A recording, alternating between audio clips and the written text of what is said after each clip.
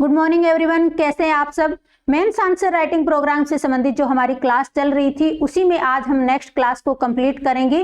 तो चलिए क्लास को स्टार्ट करते हैं। क्वेश्चन हमारा है, भारतीय संविधान की उद्देशिका के महत्व पर प्रकाश डालते हुए चर्चा कीजिए कि क्या यह संविधान का एक भाग है। बात की जा रही है उद्देशिका के बारे में। तो सबसे पहले हमें क्वेश्चन को अच्छे से समझ लेना है कि क्वेश्चन में पूछा क्या गया है। क्वेश्चन क्या है, भारतीय संविधान की उद्देशिका। तो सबसे पहले तो हमें उद्देशिका यानी प्रस्तावना के बारे में बताना है और उसके बाद में इसके महत्व पर प्रकाश डालते हुए हमें बताना है कि क्या यह संविधान का एक भाग है। तो तीन टॉपिक पे हमें बात करनी है। पहले हमें बताना है प्रस्तावना के बारे में, दूसरा प्रस्तावना के महत्व के बारे में, तीसरा क्या यह संविधान का भाग है। तो इस टॉपिक पे हमें बात करनी है। तो इसकी भूमिका में हम क्या बताएंगे, संविधान की जो उद्देशिका है उसके बारे में बात करेंगे। उद्देशिका संविधान के परिचय अथवा भूमिका को संदर्भित करता है। उद्देशिका क्या है, यह संविधान के परिचय के बारे में बताता है, यानी संविधान का परिचय करवाता है। इससे संविधान का सारांश, इसे क्या कहते हैं, संविधान का सारांश या इसमें इसका सार निहित होता है। यह उद्देशिका प्रस्ताव पर आधारित है। जो प्रस्तावना या उद्देशिका जिसे हम कहते हैं, ये पंडित जवाहरलाल नेहरू के द्वारा जो 13 दिसंबर 1946 को उद्देश्य प्रस्ताव प्रस्तुत किया गया था, उसी पे आधारित है। कौन, प्रस्तावना। उद्देश्य प्रस्ताव को जवाहरलाल नेहरू द्वारा तैयार एवं प्रस्तुत किया गया था। कब किया गया था, इसे 1946 में प्रस्तुत किया गया था और 22 जनवरी 1947 को इसे संविधान द्वारा अपनाया गया था। तो दोनों ही जो ये टॉपिक है आपके प्रीलिम्स के लिए भी इंपॉर्टेंट है। आपको ऐसे स्टेटमेंट बना के दे दिए जाएंगे कि जो उद्देशिका है उसे 22 जनवरी 1947 को संविधान सभा द्वारा अपनाया गया था। तो आपको पता होना चाहिए ये सही है या गलत।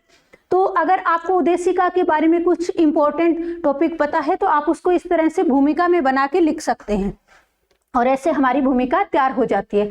अब दूसरे टॉपिक में हमें क्या लिखना था, उद्देशिका के महत्व के बारे में बात करनी थी। तो अभी हम बात कर लेते हैं उद्देशिका के महत्व के बारे में। तो चलिए देख लेते हैं। इसमें संविधान सभा की वृहद एवं आदर्श दृष्टिकोण का उल्लेख किया गया है। किसमें, उद्देशिका में संविधान सभा कि वृहद एवं आदर्श दृष्टिकोण का उल्लेख किया गया है। साथ ही यह न्यायाधीशों के लिए एक मार्गदर्शक स्रोत के रूप में कार्य करती है ताकि वे संविधान की व्याख्या एवं कानूनों की समीक्षा करते समय संविधान निर्माताओं के विचार को समझ सके। जो न्यायाधीश हैं जब संविधान की व्याख्या करते हैं या कानूनों की समीक्षा करते हैं तो उस टाइम वो क्या कर सके, जो जिन लोगों ने संविधान निर्माण किया था, जो संविधान निर्माता थे, उनके विचारों को अच्छे से समझ सके। यानी वो अपने जो संविधान में क्या विचार रख रहे हैं, उनको संविधान में जिन अनुच्छेदों को उन्होंने डाला है उनका वास्तविक अर्थ क्या है। दूसरा हमारा पॉइंट है, उद्देशिका यह घोषणा करती है कि संविधान के प्राधिकार का स्रोत भारत के लोग।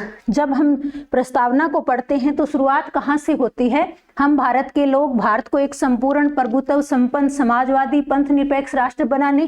तो इसका जो शुरुआत कहाँ से हुई है, हम भारत के लोग। यानी उद्देशिका क्या घोषणा करती है कि जो भारत के लोग हैं उन्हीं से जो है संविधान को शक्ति प्राप्त होती है। सीधा सीधा मतलब है कि भारतीय संविधान को शक्ति कहाँ से प्राप्त होती है, भारत की जनता से। और ये कहाँ पे उल्लेखित है, ये उल्लेखित है भारतीय संविधान की प्रस्तावना के अंदर।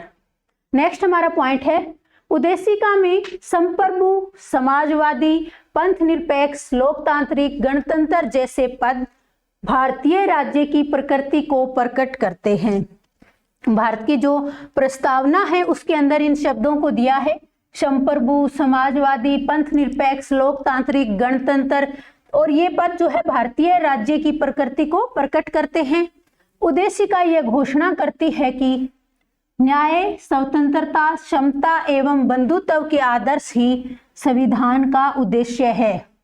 उद्देशिका क्या घोषणा करती है कि संविधान का उद्देश्य क्या है, न्याय, स्वतंत्रता, समता एवं बंधुत्व के जो आदर्श हैं ये ही संविधान का उद्देश्य है।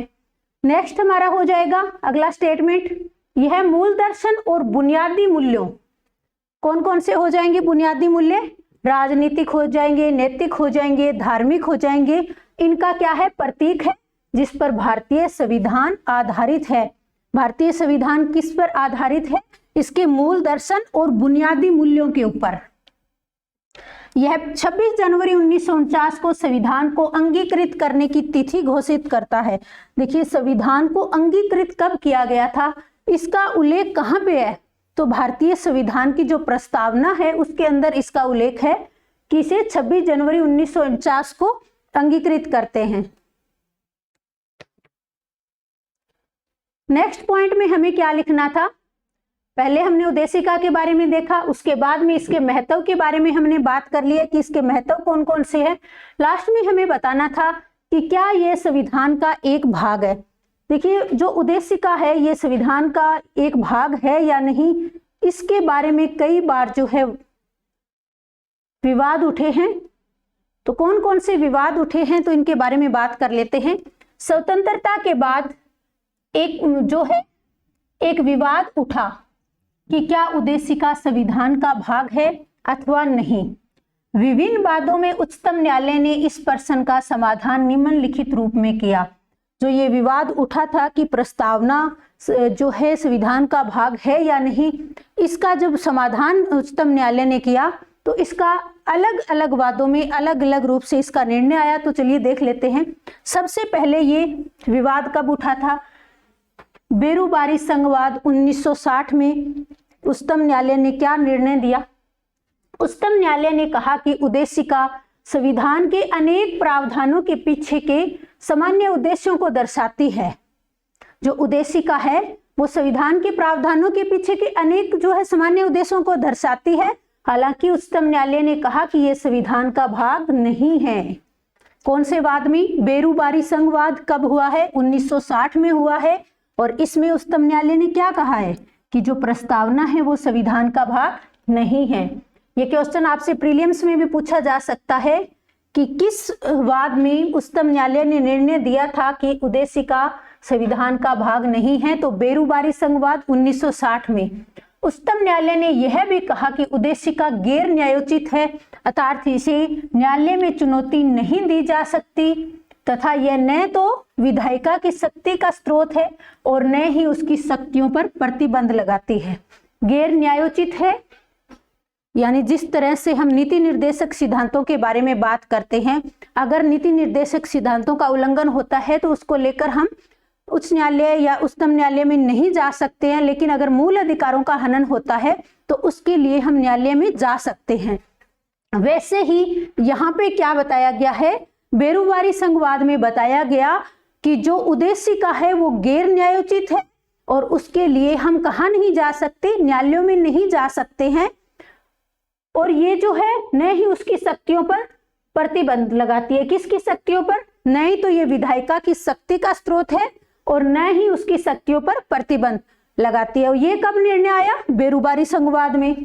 अगला है केशवानंद भारती विवाद। बहुत ही इंपॉर्टेंट यहां से हो जाता है, बहुत ही इंपॉर्टेंट विवाद है। ये कब हुआ था? 1973 में। बेरुबारी के बाद में हुआ था केशवानंद भारती विवाद। तो 1973 में हुआ था। बहुत बार ये एग्जाम में पूछा जाता है केशवानंद भारती केस कब हुआ था? 1973 में। और इसमें सुप्रीम कोर्ट ने क्या निर्णय दिया है? तो इसमें सुप्रीम कोर्ट ने निर्णय दिया कि जो अपने पूर्व में दिए हुए निर्णय थे, इसमें उच्चतम न्यायालय ने अपने पूर्व में दिए गए निर्णय को अस्वीकार कर दिया। यानी जो बेरुबारी विवाद के टाइम में जो अपना निर्णय दिया था उसको अस्वीकार कर दिया, यानी उसको पलट दिया और यह निर्णय दिया कि उद्देशिका संविधान का भाग है। यहाँ पे आपको क्या बताना है कि जो केशवानंद भारती केस है उसमें उच्चतम न्यायालय ने क्या निर्णय दिया है कि जो उद्देशिका है वो संविधान का भाग है। न्यायालय ने कहा कि उद्देशिका संवैधानिक विधि का अत्यंत महत्वपूर्ण भाग है। इसने निम्न तथ्य प्रदान किए जिन पर बेरुबारी संघवाद में ध्यान नहीं दिया गया था। इसने जो तथ्य प्रदान किए थे 1973 के केशवानंद भारती केस में, जिनमें बेरुबारी विवाद में ध्यान नहीं दिया गया था, कौन कौन से थे? एक तो इसे संविधान सभा द्वारा अन्य भागों की तरह अपनाया गया। जैसे बेरूबारी संघवाद में इसे नकार दिया गया था कि ये संविधान का भाग है, लेकिन 1973 में क्या किया गया, इसे संविधान सभा द्वारा जैसे संविधान के अन्य भागों को अपनाया गया है वैसे ही इसे अपनाया गया। दूसरा, जिस प्रस्ताव द्वारा उद्देशिका को अपनाया गया था उसमें क्या कहा गया था कि क्या, प्रश्न यह है कि क्या उद्देशिका संविधान का भाग है? जो उद्देशिका जो है क्या किसका भाग है? संविधान का भाग है। और पहले इसमें क्या कहा गया था कि उद्देशिका संविधान का भाग नहीं है। एक केस इसमें और हुआ था, पहला हमने पढ़ा बेरूबारीवाद, दूसरा था केशवानंद भारती केस, तीसरा केस निकल के आता है SR बम्बईवाद। ये कब होता है? ये होता है 1994 में, SR बम्बईवाद। इसमें उच्चतम न्यायालय ने क्या कहा था कि उद्देशिका संविधान का एक अभिन्न अंग है। तो देखिए 3 विवाद इसको लेकर उठे थे, तीनों में से 2 विवाद ऐसे हैं, एक तो केशवानंद भारती केस और दूसरा आपका हो जाएगा SR बम्बईवाद। इन दोनों में उच्चतम न्यायालय ने निर्णय दिया है कि जो उद्देशिका है वो संविधान का भाग है, लेकिन जो बेरूबारी विवाद है उसमें क्या कहा था, उद्देशिका संविधान का भाग नहीं है। लास्ट में हम इसके निष्कर्ष के बारे में बात कर लेते हैं। निष्कर्ष में हम लिखेंगे कि इस प्रकार उद्देशिका संविधान का एक महत्वपूर्ण भाग है जिसे एक प्रतिष्ठित न्यायविद के शब्दों में संविधान का पहचान पत्र कहा गया है। ये क्वेश्चन कई बार प्रीलिम्स में पूछा गया है कि संविधान का पहचान पत्र किसे कहा गया है, तो किसे कहा गया है? उद्देशिका को। उद्देशिका कह लीजिए, प्रस्तावना कह लीजिए, या फिर संविधान का पहचान पत्र कौन हो जाएगा? उद्देशिका। तो इस तरह से हमारा जो क्वेश्चन है ये कंप्लीट हो जाएगा। जब भी किसी क्वेश्चन को आप लिखते हैं तो जब तक आप उस क्वेश्चन को समझ नहीं पाएंगे अच्छे से, वो क्वेश्चन को आप अच्छे से लिख भी नहीं पाएंगे। और अच्छे से समझने के लिए आपको क्या करना है, पहले इस क्वेश्चन को अलग अलग टुकड़ों में बांट लेना है। इससे क्या होगा, आपका क्वेश्चन आसानी से समझ में आ जाएगा और किस तरह से इसको लिखना है। क्योंकि अगर क्वेश्चन की डिमांड से बाहर जाके आप लिखते हो तो आपका क्वेश्चन जो है वो इतने मार्क्स आपको नहीं दिलाएगा।